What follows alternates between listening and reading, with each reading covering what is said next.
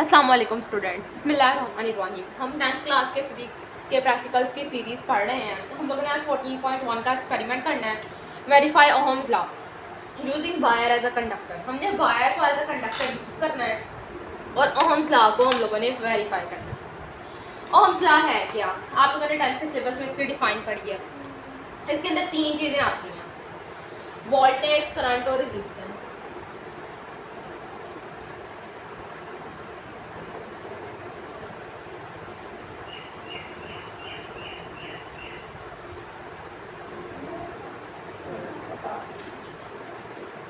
अब ये हम लोगों ने एक वायर ली है जिसको हम लोग यहाँ पे बना रहे हैं।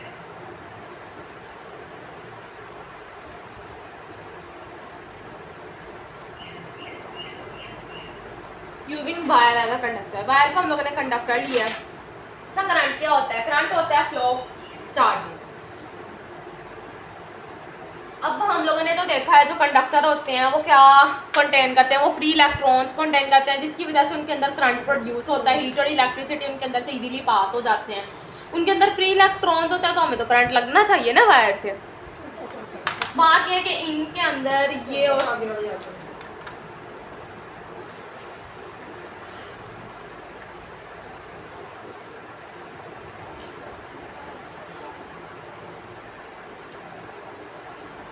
इनके अंदर ना बिलियंस ऑफ एटम या इलेक्ट्रॉन्स होते हैं, जो हर कोई अपना एक अलग फ्लो ऑफ करंट बनाता है, एक अलग डायरेक्शन बनाता है, जिसकी वजह से ऑपोजिट डायरेक्शंस की वजह से इनके अंदर कैंसिलेशन हो जाती है और हमें वायर के अंदर करंट नहीं लगता। सिर्फ इतनी सी बात है। अब इसके अंदर समझने वाली बात यह है कि जो करंट है वो करंट सिर्फ फ्लो ऑफ चार्जेस को करंट नहीं कहते। Flow of charges in one direction is called current. Flow of charges in one direction is called current. अब अगर हम लोग इसके साथ कोई बैटरी लगा दें, लाइक वोल्टेज लगा दें, फिर ये एक डायरेक्शन में फ्लो करेगा।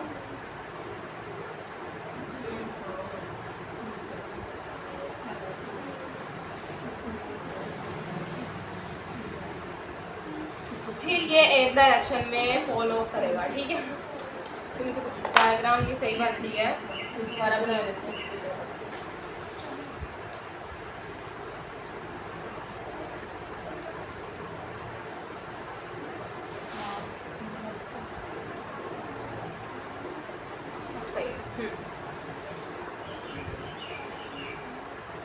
इसकी वजह से वोल्टेज की वजह से करंट जो है वो एक डायरेक्शन में फ्लो करने लग पड़ता है, जिसकी वजह से करंट प्रोड्यूस हो जाता है। ठीक है, अब जो हम बैटरी लगाते हैं, बैटरी के अंदर सबने देखा होगा, घर में तो बैटरी यूपीएस वगैरह होंगे सब बच्चों के ही, तो स्टूडेंट्स के उन्होंने देखा होगा ना कि दोनों साइडों पे एक तरफ प्लस का मार्क होता है, दूसरी तरफ माइनस का मार्क होता है। इन प्लस और माइनस के मार्क में इनका मतलब क्या होता है? इसका मतलब ये होता है कि ये हाई पोटेंशियल है, माइनस का मतलब होता है लो पोटेंशियल, कम पोटेंशियल वहाँ पे होती है और इसके अंदर हाई पोटेंशियल होती है। अब जो कन्वेंशनल करंट है वो तो हमेशा पॉजिटिव से नेगेटिव की तरफ फ्लो करता है, इसी तरह चार्जेस पॉजिटिव से नेगेटिव की तरफ ही फ्लो करते हैं। अब जो करंट है वो वोल्टेज और करंट का रिलेशन क्या है? डायरेक्ट रिलेशन है इनका। अगर वोल्टेज बढ़ाएंगे तो करंट भी बढ़ेगा। अब इनके अंदर आप लोगों ने देखा है, इनके अंदर डायरेक्ट रिलेशन है। अब यहाँ पे इस डायरेक्ट रिलेशन को कांस्टेंट भी तो आएगा, आर को हम कांस्टेंट लेंगे, यानी कि रेजिस्टेंस जो है वो कांस्टेंट है। अगर रेजिस्टेंस कांस्टेंट है फिर ही वोल्टेज के बढ़ाने से करंट होगा। अगर वोल्टेज रेजिस्टेंस बढ़ जाती है ना, फिर वोल्टेज को बढ़ाने से करंट नहीं ज़्यादा होगा, फिर कोई और ही फिनोमिना बनेगा यहाँ। अब हम लोगों ने यही देखना है। अच्छा, आप लोग ये बताओ रेजिस्टेंस क्या होता है? अब यहाँ पे मैं आप लोगों को ये तीनों चीज़ें ना बताती हूँ कि वोल्टेज, करंट और रेजिस्टेंस होता क्या है। अब ये देखो, यहाँ पे ये रेजिस्टेंस है, समझ लो, और करंट ये एक लाइक एक जगह है जहाँ पे करंट को पहुँचना है। ये अब यहाँ से करंट निकलेगा और करंट को यहाँ पे पहुँचना है। ये जो बीच में रुकावटें आ रही है ना, ये रेजिस्टेंस है। और करंट को यहाँ, करंट तो बेचारा यहाँ पे सुकून से खड़ा था, वो तो कुछ कह ही नहीं रहा था किसी को, उसको धक्का देने वाला वोल्टेज है। वोल्टेज उसको कुदवाता है, इस बेचारे को, इसको ना कुएं के अंदर धक्का दे देता है कि तुम इसके अंदर जाओ और तुमने अब इसके अंदर से निकलना है किसी तरह। अब ये देखो वोल्टेज ने उसको धक्का दे दिया ना। अब यही है कि वोल्टेज अगर उसको ज़्यादा जोर से धक्का देगा वो ज़्यादा तेज़ी से या ज़्यादा दूर जाके गिरेगा, अगर वो कम धक्का देगा, स्लो बिल्कुल हल्का सा पुश कर देगा, तो वो यहीं पे गिर जाएगा। अब ये देखो करंट यहाँ पे फ्लो होगा ना, ये देखो अब यहाँ पे आया, अब ये यहाँ से टकरा गया। अब वोल्टेज ने जो इसको पुश करने में एनर्जी लगाई वो चली गई रेजिस्टेंस के पास। रेजिस्टेंस के जो मॉलिक्यूल्स हैं या एटम्स कह लो, वो अब रेजिस्टेंस जो है वो अपने एम्पलीट्यूड से बाहर होने लग गई, ऊपर नीचे वो थर्मल वाइब्रेशंस करने लग गई। अब ये यहाँ पे डांसिंग करने लग गई है। इसकी डांसिंग ख़त्म होगी तब भी हाँ करंट फ्लो होगा। जिस तरह इसकी डांसिंग बढ़ जाएगी, हम वोल्टेज बढ़ाएंगे, वो ज़्यादा ज़ोर से धक्का देगा, वो इधर बेचारा आएगा, वो उसकी सारी एनर्जी तो रेजिस्टेंस ले लेगा। जिस तरह रेजिस्टेंस बढ़ती जाएगी उस तरह बेचारे की सारी एनर्जी, करंट की एनर्जी लेता जाएगा रेजिस्टेंस, और वो यहाँ पे इसने डांसिंग शुरू कर देंगे, जिसकी वजह से वो ऊपर नीचे होते जाएंगे और करंट को गुजरने की जगह नहीं मिलनी और करंट अपनी डेस्टिनेशन पे नहीं पहुँच पाएगा। इसके लिए यही ज़रूरी है कि ये देखो यहाँ पे जो रेजिस्टेंस है वो बिल्कुल कांस्टेंट रहे।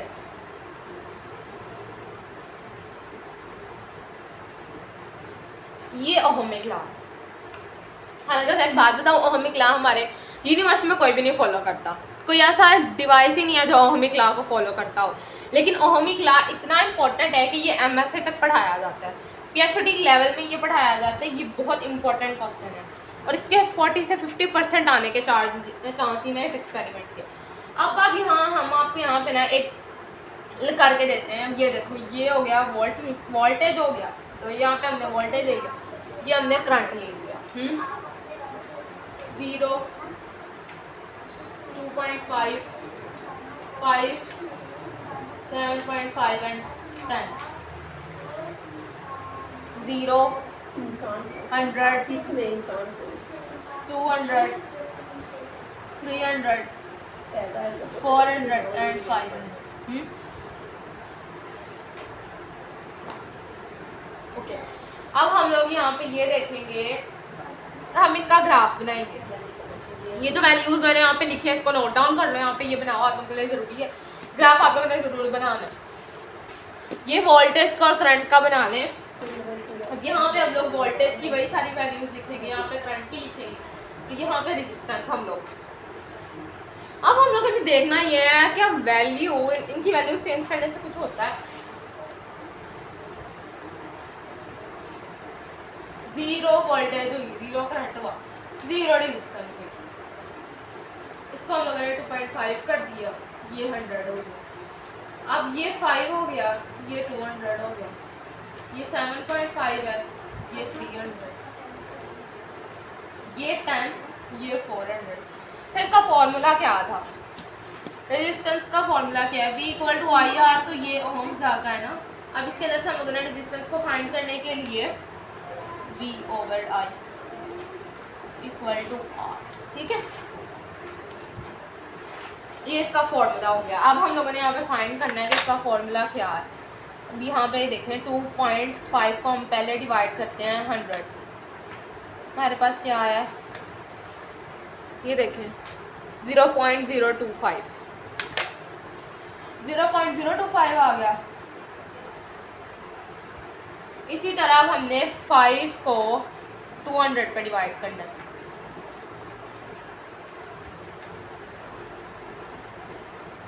फिर 0.025 आ गया।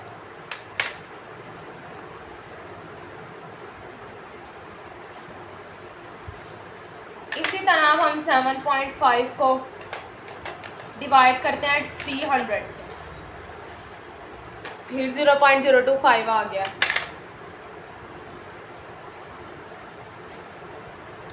अब 10 को हम डिवाइड करते हैं 400, फिर 0.025 आ गया।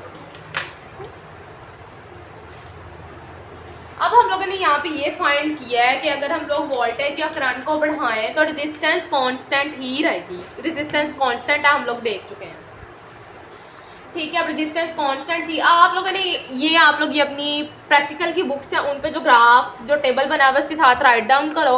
अगर प्रैक्टिकल बुक के अंदर जो ग्राफ दिया है उसके अंदर कोई चेंजिंग आ रही है तो फिर आप ये कर लो, बिल्कुल एग्जैक्ट जो होता है वो एग्जामिनर पे एक अच्छा माइंड, एक अच्छा इम्प्रेशन डालता है।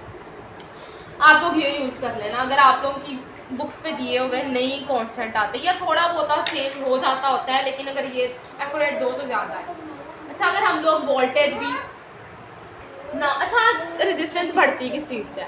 हम लोग चलो वोल्टेज नहीं बढ़ाते, फिर क्या होगा? अगर हम लोग बाहर से उसको टेम्परेचर देना स्टार्ट करते हैं उसके बाद भी रेजिस्टेंस बढ़ जाएगी, इसलिए बाहर से भी टेम्परेचर नहीं देना। अब हम लोगों ने बात करनी है इनके ग्राफ की। लास्ट बात है इनके ग्राफ की, जिसके अंदर हम नॉन ओहमिक और ओहमिक के बारे में बात करेंगे। अब ये ठीक है, अब यहाँ आ गया एक्स एक्सिस और ये हो गया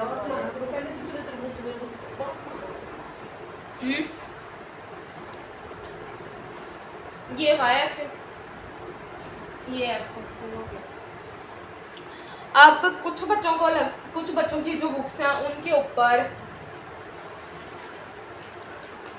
यहाँ पे करंट होगा और यहाँ पे वोल्टेज होगा। अब जो करंट है वो वोल्टेज पर डिपेंड करता है, वोल्टेज करंट पर डिपेंड नहीं करती। वोल्टेज तो नॉर्मल अपनी ज़िंदगी गुजार रही है, लेकिन करंट को ज़िंदगी जीने के लिए वोल्टेज चाहिए। अब उस ये देखो ये वायर है ना, इसके अंदर करंट तो है लेकिन हमें ये करंट फील नहीं हो रहा है। इलेक्ट्रॉन्स हैं, वो इलेक्ट्रॉन्स ना वोल्टेज के बगैर काम नहीं करते। अब वोल्टेज हमें मिलती है इलेक्ट्रिसिटी से, इलेक्ट्रिसिटी हमें वोल्टेज देती है। वोल्टेज हम लोग बढ़ाते हैं तो करंट बढ़ता है। अब करंट की ज़िंदगी तो वोल्टेज पर डिपेंड करती है ना, वोल्टेज होगी तो करंट जिएगा, वरना तो करंट की कोई लाइफ ही नहीं है। करंट तो हर जगह है, दुनिया की यूनिवर्स की हर चीज़ में करंट है। हत्ता कि हमारे टंग में भी करंट प्रोड्यूस होता है, लेकिन उसको वोल्टेज नहीं मिलती। अगर आप लोग ठंडे पानी में ना अपनी टंग को, मतलब ज़्यादातर एक ऐसा होता है कि अगर हम लोग अक्सर सर्दियों में ठंडा पानी पी लें तब टेम्परेचर भी मतलब ज़्यादा ठंडा हुआ होता है और हमारी टंग में ना उस टाइम पर करंट प्रोड्यूस होता है। इसी तरह अब हम लोग यहाँ पे देख रहे हैं कि यहाँ पे करंट प्रोड्यूस होता है कि नहीं होता। अब जो वोल्टेज है वो तो बेचारा यहाँ पे जो होता है वो इंडिपेंडेंट, एक्स एक्सिस पे इंडिपेंडेंट चीज़ को लिखा जाता है और इस पे जो चीज़ डिपेंड करती है किसी पे उस पे लिखा जाता है, उसको लिखा जाता है वाई एक्सिस पे। अब अगर आप लोग यहाँ पे अपनी बनाते हो और यहाँ पे आपकी ग्राफ स्ट्रेट लाइन बन जाती है, यहाँ पे स्ट्रेट लाइन बन जाती है तो वो हो गया ओहमिक। जब ऐसा हो, ऐसा ग्राफ हो, वहाँ पे बनाते हैं, जगह कम पड़ रही है।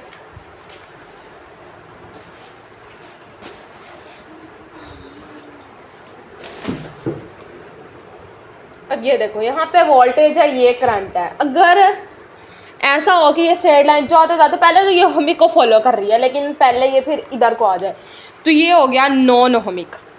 ये नॉन ओहमिक के अंदर आता है। जब ये वोल्टेज की तरफ हो जाता है, यानी कि वोल्टेज फिर बढ़ाती जाओ, वोल्टेज बढ़ती जाती है लेकिन करंट नहीं बढ़ता, वो होता है नॉन ओहमिक। और हमारे यूनिवर्स के अंदर कोई भी ऐसी चीज़ नहीं है जो नॉन ओहमिक ना हो। जितने भी इलेक्ट्रॉनिक डिवाइस हैं वो सबके सब भी नॉन ओहमिक है, कोई भी ओहमिक नहीं है। इसी तरह जैसे पंखे को हम ले लें, इसको हम जितनी वोल्टेज देंगे उतना ज़्यादा घूमेगा, लेकिन ये नहीं है कि हम इसको देते जाओ मतलब दिन रात बेचारे को इतनी वोल्टेज दे दो, इतनी वोल्टेज दे दो कि बर्दाश्त ही ना कर पाए। ऐसा नहीं है। इवन कि हमारे मोबाइल जो होते हैं उनको भी एक स्पेसिफिक टाइम पे आके ना वो बंद हो जाते हैं, बस उनकी वोल्टेज होती है ना, उनका करंट जो होता है वो ख़त्म हो जाता है, उनको भी हमें चार्ज करना पड़ता है। इसी तरह हमारे टीवी के या LED वगैरह के रिमोट को देख लें, वो भी सिर्फ तब तक काम करते हैं जब तक उनके अंदर दोनों साइड पे पोटेंशियल इक्वल नहीं, एक साइड एक बड़ी रहती है दूसरा छोटा रहता है, फिर ही होता है। जब वो पोटेंशियल एक जितनी हो जाती है ना, है ना, आपको सेल पे आप टंग रख के देखो वो करंट लगना बंद हो जाता है ना, उस टाइम पे जो दोनों पोटेंशियल्स होती हैं वो सेम हो जाती हैं, जिसकी वजह से ना आप लोगों को करंट लगना बंद हो जाता है।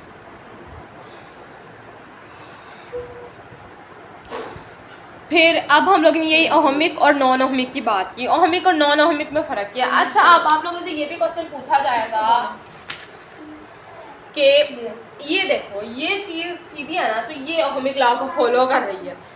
ये देखो ये कांस्टेंट को फॉलो कर,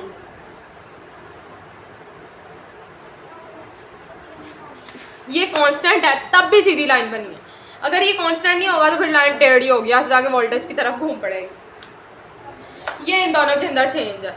अब हमारे यूनिवर्स के अंदर कोई भी चीज़ ओहमिक नहीं है, ये सिर्फ ओहमिक लॉ है जिसको हम सिर्फ किताबों में वेरीफाई कर सकते हैं।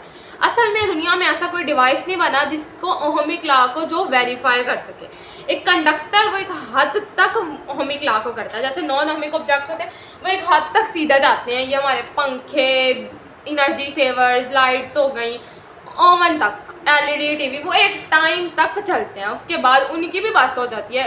आप कुछ भी देख लेना, कोई भी चीज़ अगर ज़्यादा देर तक चलती है तो वो हीट प्रोड्यूस करने लग पड़ती है, गर्म होने लग पड़ती है। जब वो गर्म होती है इसका मतलब ये होता है कि अब उस चीज़ को रेस्ट चाहिए, उसके अंदर जो एनर्जी, इलेक्ट्रॉन, एटम्स है वो कोलिजन करने लग पड़े हैं, वो ब्लास्ट होने की तैयारी कर लें।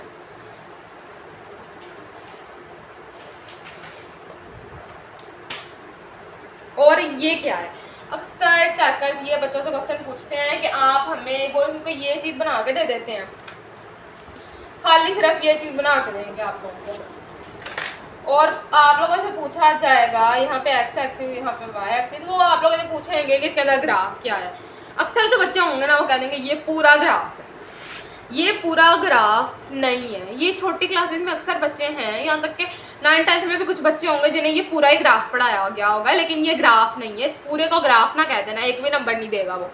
ये जो केली लाइन है ना, सिर्फ ये ग्राफ है। ये जो है ना, ये एक्स एक्सिस और वाई एक्सिस, ये छोटे बच्चों की हद तक ही आप लोग ग्राफ बोल सकते हो। यहाँ पे ये ग्राफ नहीं है।